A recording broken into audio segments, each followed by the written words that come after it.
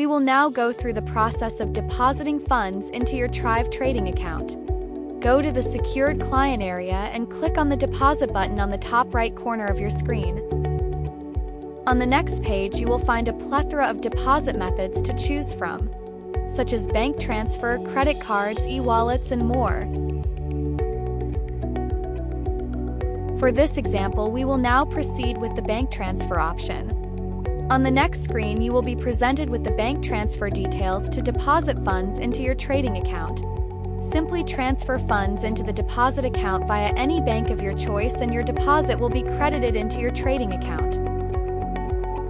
Similarly, for deposits using your credit card, you can choose from a selection of payment services to proceed with your card transaction. In this example, we will choose AstroPay.